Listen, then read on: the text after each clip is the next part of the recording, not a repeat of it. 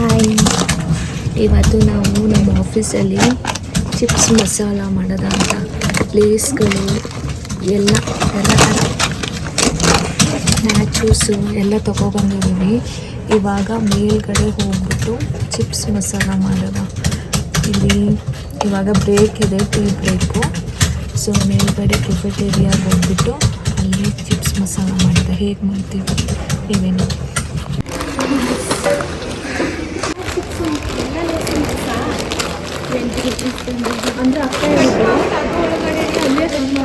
ನಾವಿವಾಗ ಫಸ್ಟು ಇದ್ರ ಒಳಗಡೆ ನಗೆಟ್ಸ್ ಫಸ್ಟ್ ಓಪನ್ ಮಾಡೋದು.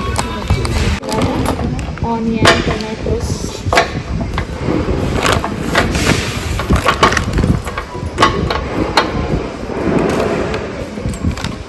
ಇಷ್ಟು ಸ್ವಲ್ಪ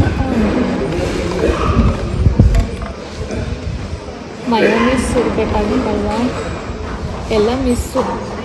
ನಿಂಬೆಹಣ್ಣು ಇಲ್ಲ, ಅದರಲ್ಲೇ ಇದೆ. ಸ್ವಲ್ಪ ಇಲ್ಲ, ಆದರೆ ಒಂದೇ ಫಿಶ್ ವಾಶ್ ಅಲ್ಲೇ ಇರುತ್ತೆ. ಸ್ವಲ್ಪ ಪ್ಯಾಕ್ ಮಾಡಬೇಕಾ? ಸ್ವಲ್ಪ ಮಾಡ್ಬೋದು,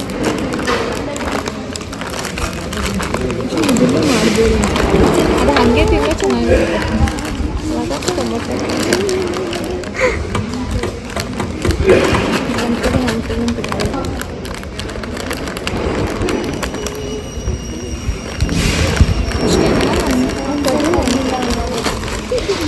ಎಲ್ಲ ಆಟೈತಿ ಇಲ್ಲ. ಇವಾಗ ಮಿಕ್ಸ್ ಮಾಡಿ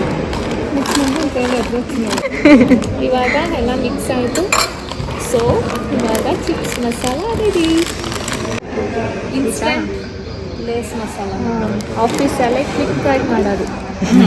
ಬ್ರೇಕ್ ಟೈಮ್ ಮಿಕ್ಸ್ ಮಾಡಿದ್ದಾರೆ.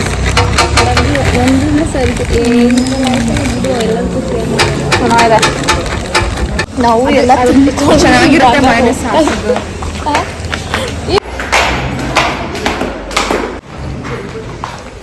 ನನ್ನ ಟೇಬಲ್ಲಿದು ಹೆಂಗೆ ಇಟ್ಕೊಂಡಿದ್ದೀನಿ ಏನೂ ಇಲ್ಲ. ನಾನಿವಾಗ ಮನೆಯಲ್ಲಿ ಪನ್ನೀರ್ ಹಾಲು ಸ್ಯಾಂಡ್ವಿಚ್ ಮಾಡ್ತಾ ಇದ್ದೀನಿ. ಹೇಗೆ ಮಾಡೋದು ಬನ್ನಿ ನೋಡೋಣ.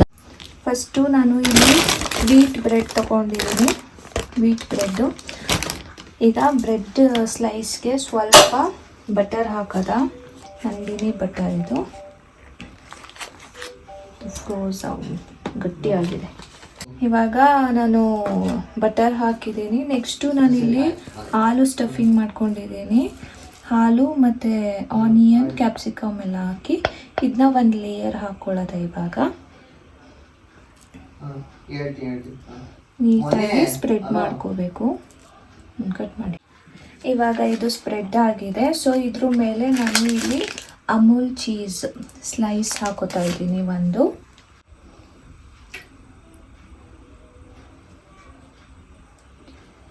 ಸ್ಲೈಸ್ ಹಾಕ್ಕೊಂಡು ಅದ್ರ ಮೇಲೆ ಒಂದು ಬ್ರೆಡ್ ಹಾಕೋಬೇಕು. ಇವಾಗ ಪನ್ನೀರ್ ಸ್ಟಫಿಂಗ್ ಮಾಡ್ಕೊಂಡಿದ್ದೀನಿ. ಪನ್ನೀರ್ನ ಚೆನ್ನಾಗಿ ಸ್ಮಾಲಾಗಿ ಕಟ್ ಮಾಡಿಕೊಂಡು ಫ್ರೈ ಮಾಡ್ಕೊಂಡಿದ್ದೀನಿ. ಹಾಕ್ಕೊಳ್ಳೋದ ಕಟ್ ಮಾಡಿ. ಅದು ಪನ್ನೀರೆಲ್ಲ ಹಾಕ್ಕೊಂಡಿದ್ದೀವಿ. ಇದ್ರ ಮೇಲೆ ಒಂದು ಬ್ರೆಡ್ ಸ್ಲೈಸ್ ಹಾಕಿ ಇವಾಗ ಟೋಸ್ಟ್ ಮಾಡಬೇಕು. ಸ್ವಲ್ಪ ಬಟರ್ ಹಾಕಿ ಅದ್ರ ಮೇಲೆ ಬ್ರೆಡ್ ಇಟ್ಟಿಂದ ಟೋಸ್ಟ್ ಮಾಡೋಣ. ಇವಾಗ ನಾನು ಮೇಲ್ಗಡೆಗೆ ಬಟರ್ ಹಾಕೊಂಡಿದ್ದೀನಿ. ಇವಾಗ ಟರ್ನ್ ಮಾಡ್ಕೊಳ್ಳೋದ.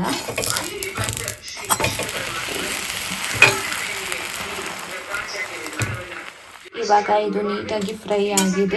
ಎಷ್ಟು ನೀಟಾಗಿ ಬಂದಿದೆ ಸ್ಯಾಂಡ್ವಿಚ್ ಅಂತ. 3 ಸ್ಲೈಸ್ ಬ್ರೆಡ್ ಇದೆ ಇದರಲ್ಲಿ. ಸ್ಟಫಿಂಗ್ಸು ಎಲ್ಲ ಹಾಕಿ ಎಷ್ಟು ಚೆನ್ನಾಗಿ ಬಂದಿದೆ ನೋಡಿ. ಹೆಂಗಿದೆ? ಮಾಡ್ತೀನಿ. ಸಂದೇಹವಿಲ್ಲ. ಶ್ರೀಕೃಷ್ಣನ್ ಹೇಳ್ತಾನೆ ಧರ್ಮನಂದನ, ಹಿಂದೆ ಪಾರ್ವತಿ ದೇವಿ. ಈ ಮ್ಯಾಂಗೋ ನೋಡಿ, ಈ ಪೌಡ್ರೇನು ಹಾಕ್ತಂತೆ, ಹಾಗೆ ಹಣ್ಣು ಮಾಡಿರೋದು. ಇದು ಒಳಗಡೆ ಆಚೆಗಡೆ ಇಷ್ಟೇ ಕಲರ್ ಇದೆ, ಬಟ್ ಒಳಗಡೆ ಫುಲ್ ರೆಡ್ಡಿಶ್ ಆಗಿದೆ. ಇಲ್ಲಿ ತೋರಿಸ್ತೀನಿ ಕಟ್ ಮಾಡಿಬಿಟ್ಟು. ಎಷ್ಟು ರೆಡ್ ಆಗಿದೆ, ಒಳಗಡೆ ಫುಲ್ ಸ್ವೀಟ್ ಆಗಿದೆ. ಆಚೆಗಡೆ ಸಿಪ್ಪೆನೇ ಒಂಥರ ಗ್ರೀನಿಶ್ ಆಗಿದೆ, ಬಟ್ ಒಳಗಡೆ ಅಂತೂ ಫುಲ್ ರೆಡ್ಡಿಶ್ ಆಗಿದೆ. ಫುಲ್ ಸ್ವೀಟ್ ಹಣ್ಣಿದು. ಒಂಚೂರು ಹುಳಿ ಇಲ್ಲ ಆಯಿತಾ, ಫುಲ್ ಸ್ವೀಟ್ ಆಗಿದೆ ಹಣ್ಣು. ನನಗಂತೂ ಸಖತ್ ಇಷ್ಟ ಆಯ್ತು, ಅದಕ್ಕೆ ಕಟ್ ಮಾಡ್ಕೊಂಡು ತಿಂತಾ ಇದ್ದೀನಿ.